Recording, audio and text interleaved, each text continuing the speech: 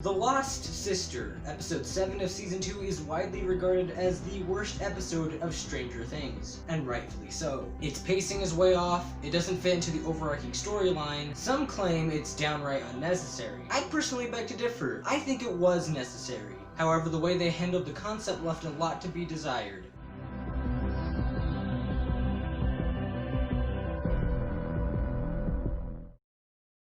There are so many faults to the way they execute this episode. For example, it didn't need to be an episode. To be its own episode specifically. The entirety of The Lost Sister is solely based on Eleven and her need for self-discovery. This alone is fine. I go as far to say that Stranger Things is about Eleven. Her discovery of the Upside Down is a catalyst for the entire show, and her existence alone showcases the experiments done by MKUltra, which from the beginning was a major inspiration for the show. Same goes for Stephen King books such as Carrie, an easy inspiration for Eleven's character. But let's keep this in mind. There are still other characters in the show. Part of the charm of Stranger Things is the transitions between different groups of characters and their dynamics. We're watching one group, then something happens that leaves us on a mini cliffhanger, transitioning to the next group, before coming back around to see how the first group of characters are handling their situation. This makes it all more satisfying in the end when all the storylines intersect and the characters work together to defeat the common enemy. In this episode, however, we only see two other major characters, that being Mike and Hopper.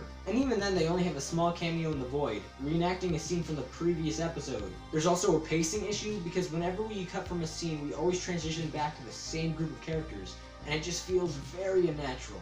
And speaking of pacing issues, the placement of this episode in the season also feels a bit off. Stranger Things is formulated to be less like a TV show and more like a film. A 9-hour-long episodic film, but a film nonetheless. When you interrupt the show with a storyline, at the climax no less, it loses the audience's interest. In fact, the majority of times I binge watch season 2, I skip episode 7. I simply acknowledge its existence and move on. And I haven't even started on how the episode itself doesn't execute its point very well. Instead of feeling like a self-discovery type deal, Eleven's just learning how to be a gangster, I guess. I expected Collie to at some point delve into her deeper backstory, but I guess they gotta save it for the books. They gotta make that money on the books! But I do believe this episode had its purpose. It let us know that there are indeed others like Eleven and reinstated the fear of Brenner not just to Elle, but to us as the audience. The episode's only saving grace now is keeping this information relevant. So far, the only thing that was taken away from that episode was that Eleven arrived back in Hawkins looking totally bitch.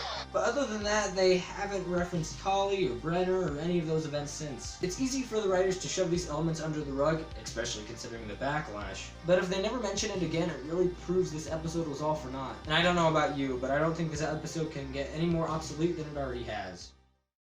Thank you for watching this episode of The Controversies of Stranger Things. Make sure to tune in Saturday where I discuss the Coke scene from season 3. If you remember that, I doubt you do. Make sure to like and subscribe, and I will see you then.